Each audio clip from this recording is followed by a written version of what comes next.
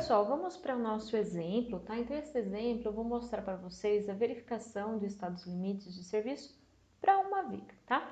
Então, vamos considerar uma viga V1, que eu vou mostrar agora no próximo slide, que possui o seguinte carregamento, ó, tem uma ação concentrada, que é reação de uma viga V2, que é constituída por duas parcelas, G igual a 80 kN, que é a parcela permanente, e uma parcela variável Q igual a 70 kN.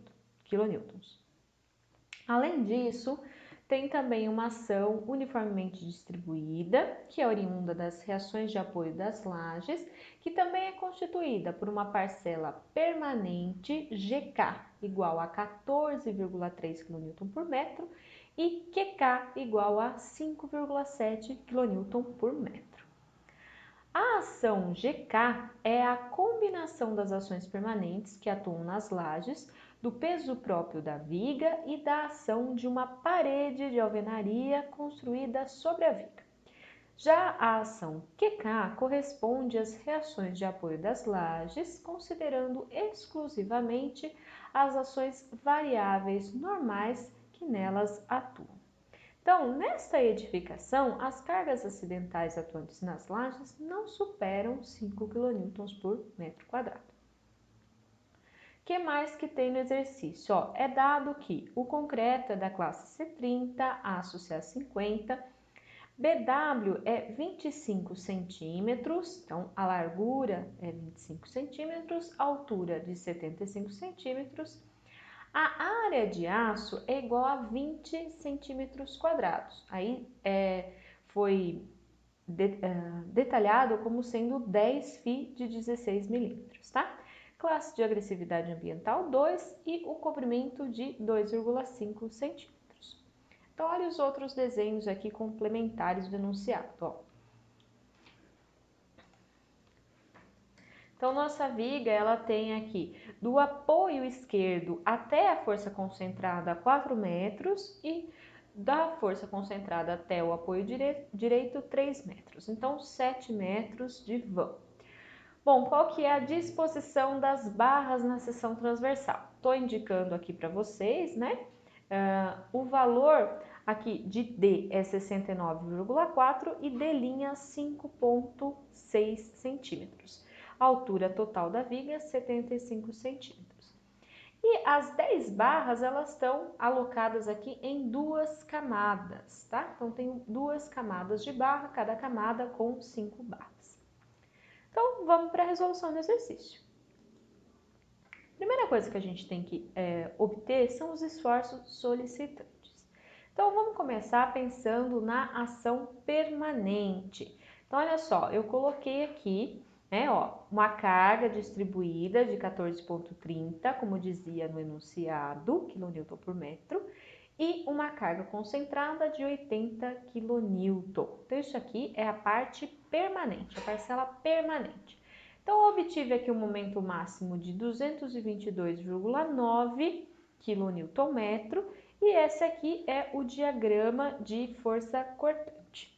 Para a ação variável normal, eu fiz a mesma coisa. Agora, eu coloquei os valores adequados. Então, 5,7 kN por metro e a carga concentrada de 70 kN. E o valor aí que eu obtive para um momento máximo foi de 154,2 kN. Nós vamos iniciar fazendo a verificação do estado limite de formação de fissura. Então, olha só, vamos relembrar todos os passos que a gente precisa fazer, tudo que a gente precisa conhecer. Então, olha aqui, ó. Qual que é a combinação de ação que a gente vai utilizar? Nós estamos interessados em fazer estado limite de formação de fissuras. Olha aqui, combinações frequentes, tá? Então, nós vamos usar esta daqui, ó, que eu indiquei em vermelho. As combinações frequentes de serviço. Bom, o que mais? A gente precisa saber qual que é o valor aqui, olha só, ó, depende de Ψ1 e depende de Ψ2, a gente tem que saber os valores. Então, nós vamos utilizar aqui, ó, cargas acidentais de edifícios, locais em que não há predominância de pesos de equipamentos que permaneçam fixos por longos períodos de tempo, nem elevado a concentrações de pessoas. Então, psi1 vale 0,4 e psi2 vale 0,3. Então, vamos lá. Para fazer a combinação aqui frequente, nós vamos calcular um momento solicitante de cálculo. Eu coloquei esse vírgula CF para dizer que é combinação frequente. Então, o que eu faço? Eu pego o momento devido às cargas permanentes, o valor característico, e somo com o valor frequente para o caso aí do esforço devido às ações variáveis. Então, olha como fica, ó. Peguei lá daqueles valores que a gente obteve no F2, 222,9 mais 0,4 vezes 154,2, deu um valor de 284,6 kNm. Esse é o valor solicitante que a gente vai usar agora para uma combinação de serviço, tá? Percebam que é diferente do valor que a gente usou quando a gente estava trabalhando, né, no dimensionamento. Lá era uma combinação última normal. Então, a gente pegava o valor característico e multiplicava por 1,4. Agora, a gente não vai mais fazer assim, porque a gente está trabalhando no estado limite de serviço. Feito isso, a gente precisa agora encontrar o valor do momento de fissuração. Então, só para relembrar aqui, ó, o valor do momento de fissuração é dado por essa equação destacada em azul, e o valor aqui de FCT, né, que é a resistência à tração, ele depende da verificação que eu estou fazendo, ele assume um valor diferente. Se eu estiver pensando no estado limite de deformação excessiva, eu vou utilizar o valor de FCT médio. Se eu estiver pensando na verificação estado limite de formação de fissuras, eu vou utilizar FCT ínfimo. Bom, então vamos lá. Vamos acrescentar aqui momento de fissuração, que é essa equação que eu acabei de mostrar para vocês.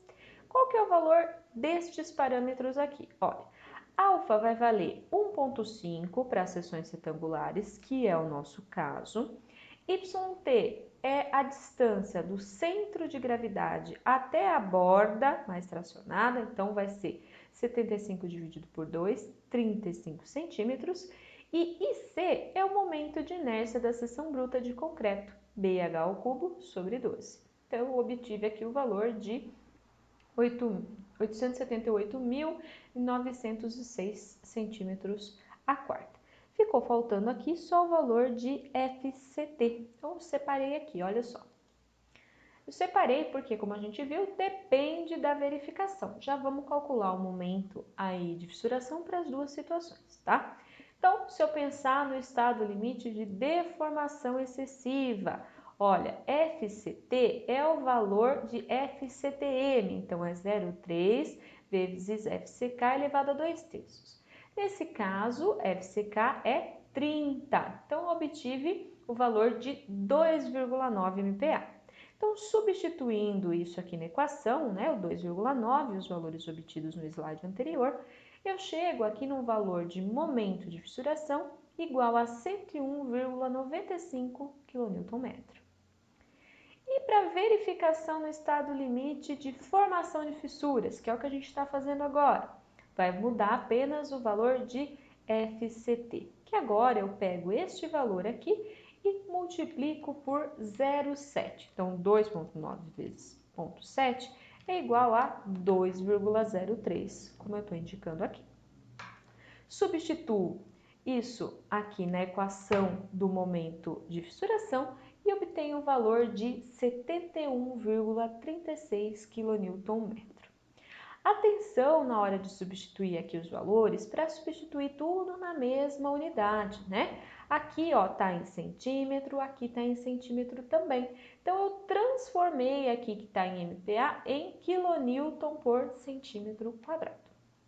Na verificação que a gente está fazendo aqui, nós vamos utilizar este daqui. Esse nós vamos guardar para usar daqui a pouquinho. Então, olha só, ficou da seguinte maneira. O momento solicitante aqui de serviço vale 285 aproximadamente e ele é maior que o momento de fissuração, que é igual a 71,36 kNm. Então, existe uma grande possibilidade de iniciar o processo de fissuração nessas seções. Então, Então, nós vamos agora verificar a abertura das fissuras que ocorrerão na viga. Então, olha só, se a gente tivesse chegado até aqui e encontrado que o momento solicitante é menor que o momento de fissuração, o que a gente ia concluir? Não tem fissuração, acabava aí a verificação. Mas como vai ocorrer a fissuração, nós precisamos verificar qual que é a abertura das fissuras. Então, nós vamos para isso aqui, ó, que é o estado limite de abertura de fissuras. No enunciado, falava que nós tínhamos aí classe de agressividade ambiental 2. Então, nós vamos utilizar isso aqui, ó. O valor da abertura máxima é 0,3 milímetros e nós vamos considerar a combinação frequente. Aqui eu coloquei, né, um passo a passo do que a gente vai precisar fazer. Nós precisamos calcular esse item 4 aqui, que é a abertura de fissura. Mas como ela depende de vários parâmetros, eu coloquei aqui tudo que a gente tem que calcular antes, para depois só substituir aqui no item 4. Então, nós precisamos calcular a taxa de armadura passiva, ρRI, o fator de homogeneização da seção, αE, a tensão no centro de gravidade das armaduras, que é o σSI, só que para calcular ele, nós precisamos conhecer aqui o valor do momento de inércia no estádio 2. Então, para isso, a gente calcula a primeira posição da linha neutra no estádio 2 e depois substitui aqui e finalmente encontra o valor do momento de inércia no estádio 2 e substitui na tensão, nessa equação da tensão. Com tudo isso, a gente pode substituir nas equações indicadas em azul e finalmente calcular a abertura das fissuras. Primeira coisa, vamos para a determinação da taxa de armadura passiva. Então, olha só como que a gente faz. A gente pega uma das barras, vê qual que é a situação mais crítica. No caso aqui, é a barra que está mais localizada próximo do estribo, né, e na camada superior. E eu vou fazer um retângulo em volta dessa barra. A distância do centro de gravidade da barra até a face desse retângulo não pode ser maior do que 7,5 φ. Então, olha só, eu indiquei a distância do centro de gravidade até as faces desse retângulo pela letra AB e CD. Então, vamos ver quanto que vale cada uma dessas letrinhas, ó. Bom, o valor de AB vai ser a distância do centro da barra até a face. Nós sabemos que o cobrimento vale 2,5, que foi um dado do exercício. O estribo é um estribo de 5 milímetros, por isso que está esse 0,5 centímetros. E a barra é 16 milímetros, então 1,6 dividido por 2. Então, aqui é o cobrimento, diâmetro da barra do estribo, diâmetro da armadura longitudinal dividido por 2 deu 3,8. Aqui, o B, né, eu vou considerar como a metade da distância que eu tenho aqui, ó. Então, vai ser, se eu tenho a distância desse eixo, né, do centro de gravidade dessa barra até o centro de gravidade dessa barra, igual a 4,35, como indicado no desenho ao lado, o valor de B será 4,35 dividido por 2, então é igual a 2,15. Agora, para essas aqui, ó, as distâncias na vertical, C e D. Bom, C é a distância do centro de gravidade dessa barra até a metade do espaço entre as duas. Se a gente olhar aqui no desenho, olha só o que a gente vai ver, né? A gente tem, ó, que a distância livre entre elas é 2. Então, vai ficar metade 1 mais metade do diâmetro da barra. Então, 1,6 dividido por 2. Ficou aqui 1,8 centímetros. Finalmente, né, sobrou aqui a distância D. E a distância D não tem nenhuma barra aqui para a gente poder se guiar. Então, a gente vai fazer o quê? A gente vai pegar o valor máximo, que é 7,5 φ. Fazendo 7,5 φ, eu chego em 12 centímetros. Beleza, então com isso a gente consegue calcular a área. Então eu somo A mais B e somo C mais D e faço a multiplicação. Então fazendo isso, ó, eu cheguei num valor da área crítica aí de 82,11 centímetros quadrados. E a área AS considerada é 2 centímetros quadrados, que é a área de uma barra de 16 milímetros. Com isso, eu consigo calcular o valor de ρRI, tá? que vai ser AS dividido por ACR. Então, fazendo isso, eu chego ao valor de 0,0244. Bom, qual que é o fator de homogeneização da seção que a gente vai utilizar? No item 17.3.3.2 da NBR 6118, tem o seguinte, ó. O cálculo no estágio 2, que admite comportamento linear dos materiais e despreza a resistência à tração do concreto, pode ser feito considerando a relação alfa-E entre os módulos de elasticidade do aço e do concreto igual a 15. Então, nós vamos considerar aí 15 para verificação da abertura das fissuras. Vamos então agora calcular o valor da tensão no centro de gravidade das armaduras. Então, como eu falei para vocês, é essa equação aqui. Nós já conhecemos o valor aqui do momento solicitante de serviço, mas nós precisamos calcular ainda outras coisinhas, especialmente aqui o valor de I2, né? O valor de alfa-E nós já sabemos também que é 15. Então, vamos lá. Como que a gente chega no momento de inércia? Bom, para calcular o momento de inércia, primeiro eu preciso encontrar a posição da linha neutra no estágio 2. Aí, como eu falei para vocês, né, a gente teria novamente uma equação de segundo grau, e aqui a gente já tem como obter o valor, né, dessa posição da linha neutra x2. Depende de A1, A2 e A3, que são dados da seguinte forma, olha lá. A1 é igual a BW dividido por 2. Quem que é BW? BW é a largura. E nós vimos no enunciado que valia 25. Então, é 25 dividido por 2, 12,5. Quem que é A2? A2 é alfa-E que multiplica AS. Alfa-E aqui vale 15. E AS é o valor, né, das 10 barras de 16 milímetros. Perdão, da área das 16 barras de 16 milímetros.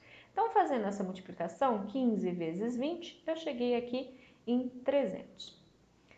Bom, finalmente, A3 é igual a menos B vezes alfa-E vezes AS. Então, aqui, ó, o mesmo alfa-E vezes AS, 15 vezes 20, multiplicado por D, que está indicado aqui, ó, 69,4 centímetros.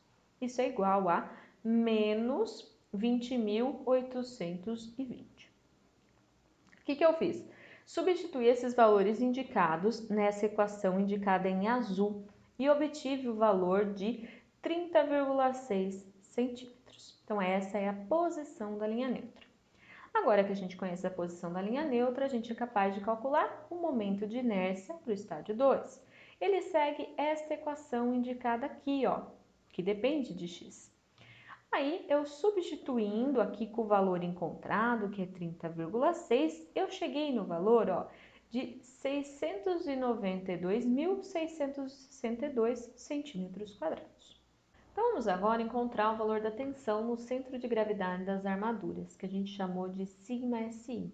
Então, o σSI, né, depende das coisas que estão indicadas aí na equação em azul, vamos substituir pelos valores que a gente já obteve. Então, nós temos alfa-E igual a 15, o momento solicitante aí para a combinação frequente é 284,6 kNm. Aqui eu substituí, mas eu transformei a unidade para quilonewton centímetro. Então, ficou 28.460, que multiplica aí YSI. Quem que é YSI? É a distância do centro de gravidade das armaduras até a linha neutra. Como que eu posso obter esse valor? Bom, a altura útil não é a distância do centro de gravidade da armadura até a borda mais comprimida? Então, é só eu fazer a altura útil menos o valor da posição da linha neutra encontrada aí para o estágio 2. Então, ficou multiplicado por 69,4 menos 30,6. Tudo isso dividido pelo momento de inércia obtido para o estágio 2, que é 692.662. Fazendo essa continha, eu cheguei em 23,9 kN por centímetro quadrado. Transformando aí em MPa, é o equivalente a 239 MPa. Bom, vamos agora finalmente para a substituição na equação indicada em azul, que vai nos dar a abertura de fissuras. Então vamos lá, ó. Para fissuração sistemática, nós temos, então o valor de φ é o valor do diâmetro da barra, então aqui 16 milímetros, 12,5 vezes N1 aqui. Bom, a nossa barra é SA50, eu estou usando aqui 2,25. Aqui o valor da tensão, sigma SI, então 23,9, que a gente acabou de obter, né? Aqui está em centímetros, tá? Bom, aqui eu coloquei o módulo de elasticidade do aço. Então, eu também indiquei aqui, ó, 21.000, que é para ficar compatível, tudo quilonewton e centímetros. Aqui a taxa de armadura obtida, 0,0244 mais 45. Resolvendo isso aqui, sobra a unidade só desse cara aqui, então ficou 0,13, que é menor que 0,3 milímetros. Então, beleza. Usando agora a outra equação, a equação para fissuração não sistemática. Então, muda esse pedacinho aqui do final, ó. Então, substituir aqui, continua sendo 16, 12,5 vezes 2,25, que multiplica 23,9 dividido por 21.000. E aí, ó, 3 vezes o valor da tensão que a gente obteve, dividido por FCTM, que a gente já calculou também. Então, substituí tudo isso e obtive 0,16 milímetros, que também é menor que 0,3 milímetros, que nós vimos que é o valor aí máximo que a norma permite. Então, nós chegamos à conclusão que não há risco de fissuração nociva, tá? Ok, esta verificação. Vale lembrar, ó, que de acordo com a NBR, apenas uma das equações é suficiente. Aqui no caso, nossas duas equações foram menor do que o limite. Mas se apenas uma delas for menor que o limite, já está ok esta verificação.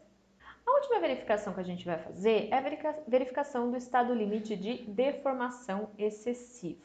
Então, nesse caso, olha só, nós vamos considerar aqui essa limitação, né? Então, nós vamos pensar que o limite para o deslocamento é L por 250. Qual combinação que a gente tem que usar? Agora, nós vamos usar a combinação quase permanente, tá? Então, vamos lá. O que mais? Olha só, nós precisamos encontrar a rigidez equivalente para que com ela a gente consiga obter o valor da flecha. Então, a gente precisa substituir as coisas nessa equação azul aqui. Só que antes eu preciso calcular tudo que está aqui em cima para poder substituir na equação indicada no item 4. Então, nós precisamos calcular o momento de fissuração e o momento solicitante. O momento de fissuração a gente já calculou, né? Mas a gente vai resgatar ele agora. O módulo de elasticidade secante do concreto, agora a gente vai precisar. Precisamos também do momento de inércia no estádio 2, agora calculado com αe igual a razão entre o módulo de elasticidade do aço e o módulo de elasticidade secante do concreto. Então, a gente calcula de novo a posição da linha neutra no estádio 2 e com ela calcula novamente o momento de inércia no estádio 2.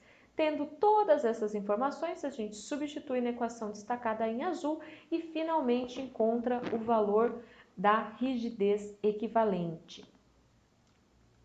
Conhecendo a rigidez equivalente, a gente consegue encontrar o valor da deflexão máxima utilizando, por exemplo, esta tabela.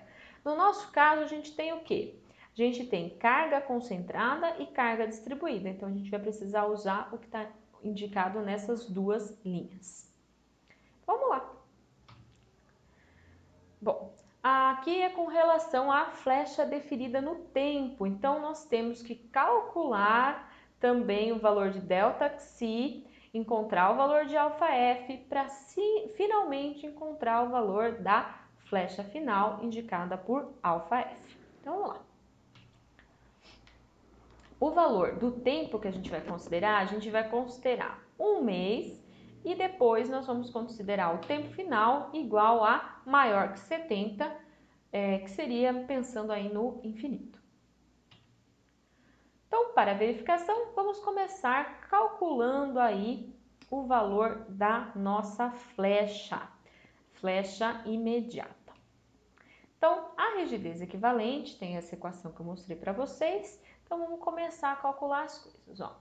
Para a combinação quase permanente, nós fazemos assim, ó. Indiquei MSD, CQP, quer dizer, combinação quase permanente.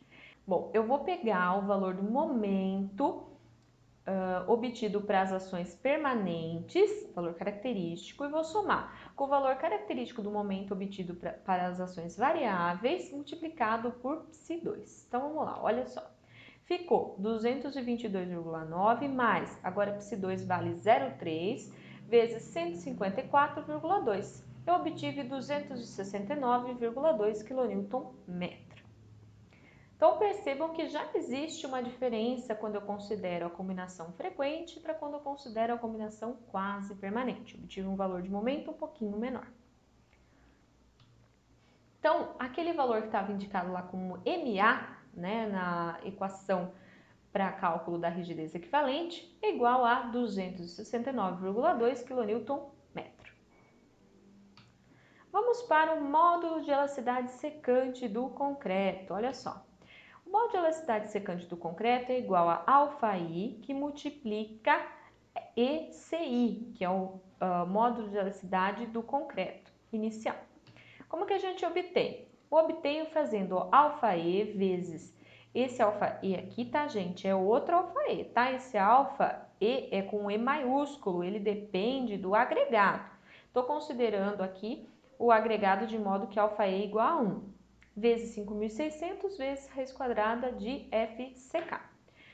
Fiz isso, multipliquei aqui por αi para concreto da classe C30 e obtive aí o valor de módulo de elasticidade secante do concreto igual a 26.992 MPa. Vamos para o fator de homogeneização da seção, αe. Perceba que esse αe é o αe minúsculo, tá? Não é o mesmo αe dali.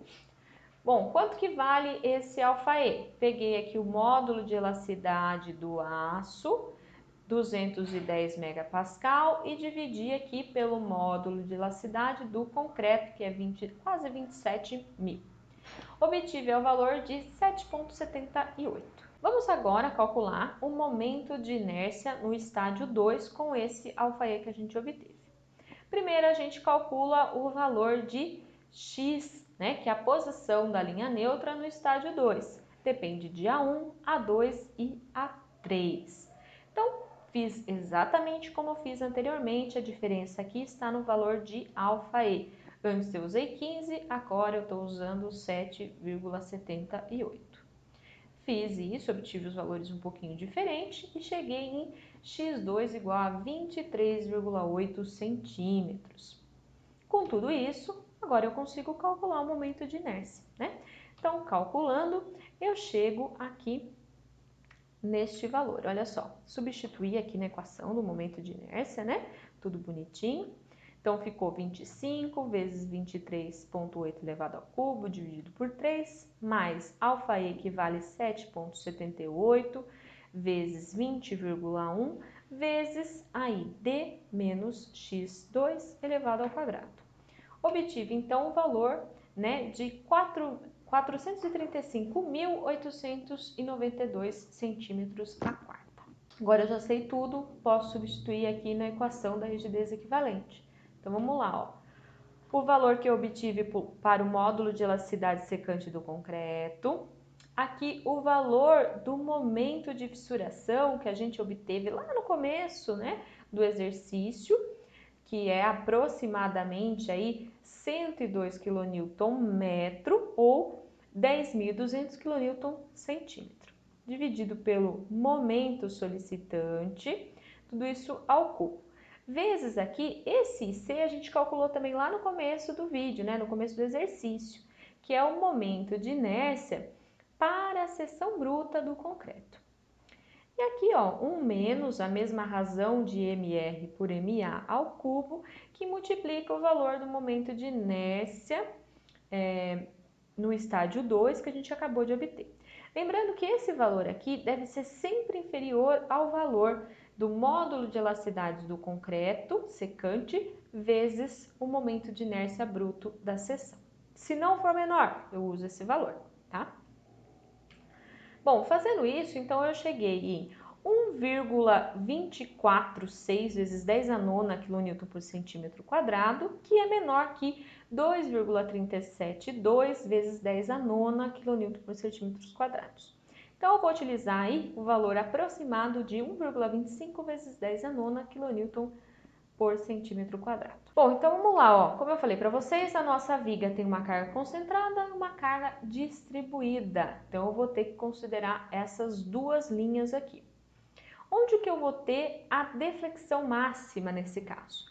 O maior valor do deslocamento transversal nessa viga, ele vai ocorrer no ponto onde está atuando a carga concentrada. Então, eu vou ter que tomar cuidado com isso, né? Que eu tenho que pegar exatamente naquele ponto. Então, para calcular aqui a flecha imediata, eu vou usar a combinação quase permanente. Então, eu preciso pensar aqui qual que é a força concentrada devido às ações concentradas e qual que vai ser a ação distribuída que eu vou considerar. Então, eu substituí aqui, ó, pelos valores que eu tinha. 80 e 70, que são os valores das cargas concentradas, permanente e variável, respectivamente, e aqui 14,3 e 5,7 para as cargas uniformemente distribuídas. E encontrei aqui os valores. Então, olha só, isso aqui eu retirei da tabela, tá? Vamos ver, ó. Para a força concentrada, aqui está F ao quadrado vezes B ao quadrado, dividido por 3E equivalente vezes L. Olha lá, vamos olhar lá na tabela. Pensando aqui na tabela, olha, quando x é igual a A, y é igual a menos P ao quadrado, B quadrado dividido por 3EL. Então, tirei daqui.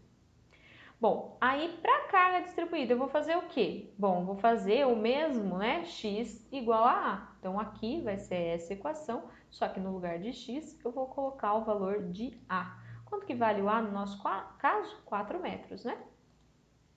Então, fazendo isso, aqui eu coloquei tudo como 400, tá?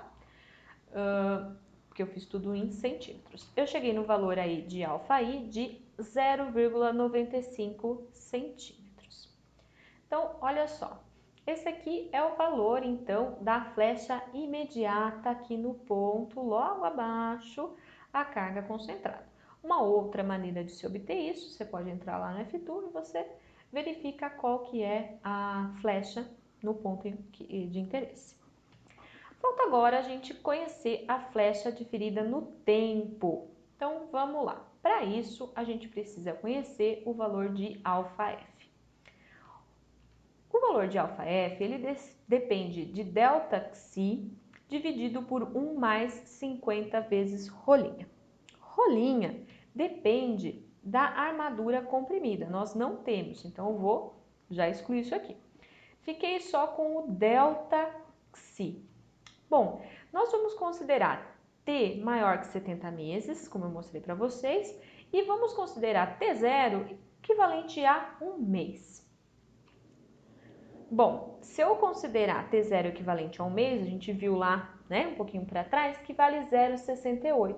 E no caso de T maior que 70, se T vale 2. Então, ΔXi vai ser 2 menos 0,68, eu cheguei em 1,32.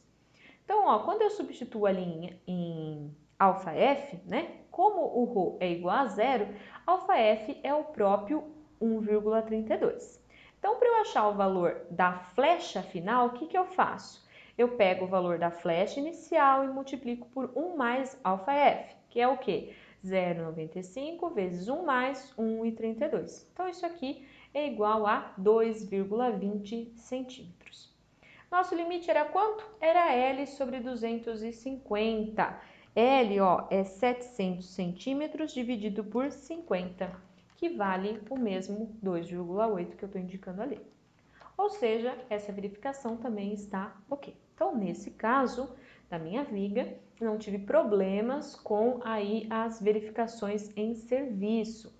E se tivesse algum problema? Vamos supor que eu chegasse aqui no final e a flecha não fosse aceitável, né? Se o valor de A final fosse maior que o limite da norma, o que eu poderia fazer? Uma solução seria eu alterar as características da viga, né? Então mudar aí a seção transversal, aumentar, por exemplo, a altura, que aí eu modifico o momento de inércia também. Bom, espero que tenha ficado claro para vocês. Então, até mais. Tchau, tchau!